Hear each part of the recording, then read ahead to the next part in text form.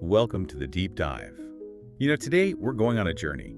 We're going to explore the life of a scholar whose name you may not recognize right away. But trust me, his work, it's all around us. It quietly shapes the world in ways you might not even imagine. We're talking about Muhammad ibn Musa Al-Khwarizmi. You got it! Ever struggled through an algebra problem or used a calculator? Heck, have you even heard the word algorithm? Well, that's Al-Khwarizmi's genius leaving its mark. It's pretty amazing, Insights from one person.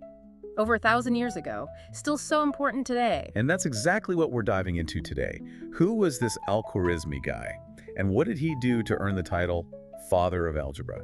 All right, so let's start with the man himself, Al-Khwarizmi, born around 780 CE in Persia. Now here's the interesting part, the environment he lived in. He became a big name at the House of Wisdom in Baghdad during the Abbasid Caliphate. Okay, House of Wisdom. That sounds pretty cool. Tell me it wasn't just like a bunch of dusty old books. Our listeners want to know. Give us the picture. Oh, it was way more than that. Think of it like a bustling center of ideas.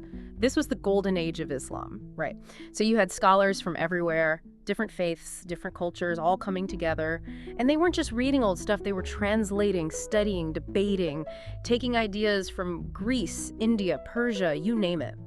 And they built on them. This collaboration, this thirst for knowledge, it was the perfect recipe for big discoveries, especially in science and math. And smack dab in the middle of all this excitement, Al-Khwarizmi comes along and writes a book that changes math forever. You got it. It's called Al-Kitab al-Mukhtasar fi Hisab Algebra wal Muqabala. Yeah, I know it's a mouthful. But trust me, its impact was huge. Don't think of it just as some math textbook. It was a whole new way to solve problems. It was a logical, step-by-step approach, the foundation of algebra as we know it. And you know what's fascinating? The word algebra comes straight from the Arabic aljab. One of the key things he talked about, it means restoration or completion of equations. Wow. So a word we use every day in math, it has this direct link back in time. But his impact wasn't just about words, right? How else did he change math? Oh, absolutely. He did way more than just give us the word algebra. He brought in some really important concepts that are still vital today. For example, linear and quadratic equations. He figured out systematic ways to solve them. It's amazing, really. Yeah. The same equations you might have learned in high school. This guy figured them out over 1,000 years ago. And they weren't just like theoretical puzzles. They were tied to real-world stuff. Things like proportions and areas. He gave us the first real, reliable ways to work with them. So he's the bridge between those ancient scholars and the practical math we learn today. What else did he do? What other big math things do we owe him? Well, here's another big one.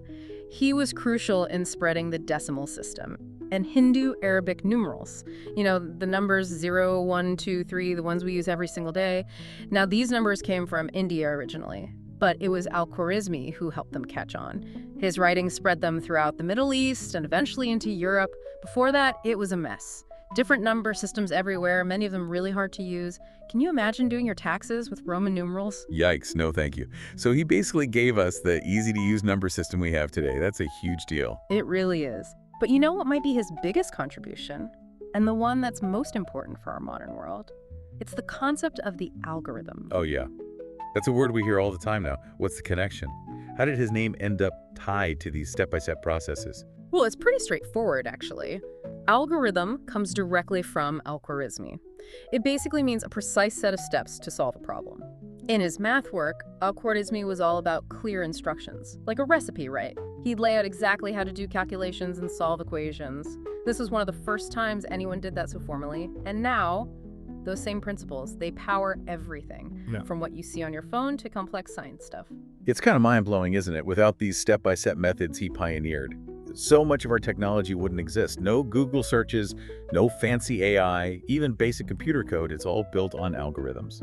You really start to see how connected knowledge is across time. Absolutely.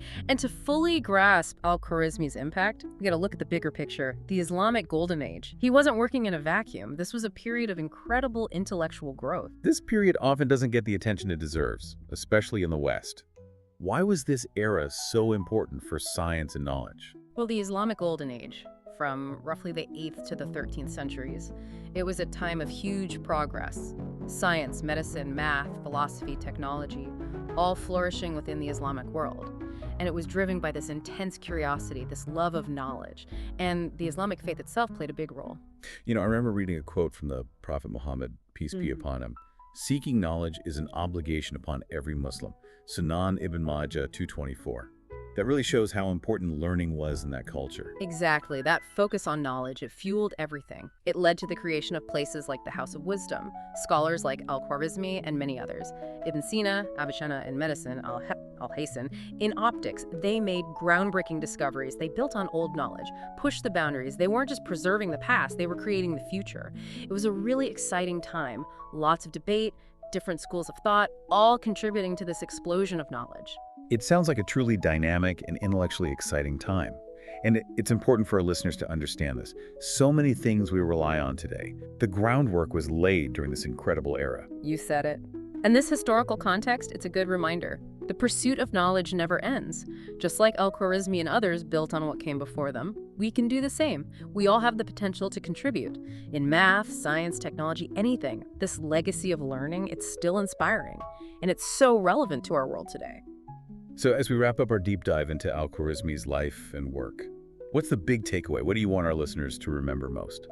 I think the most important thing is to remember his impact. It's all around us, even if we don't see it. The next time you see an algebra problem or hear the word algorithm, take a second to think about the journey that brought us those things. It all goes back to Al-Khwarizmi. That's a great point. It's easy to take these things for granted, but knowing their history, where they came from, it gives you a whole new appreciation for how knowledge builds over time. And on that note, here's something for you, our listeners, to think about.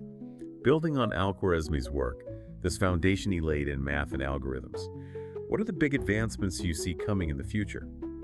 And how do his ideas, his principles of problem solving, how do they still apply to those new discoveries? That's something worth pondering, isn't it?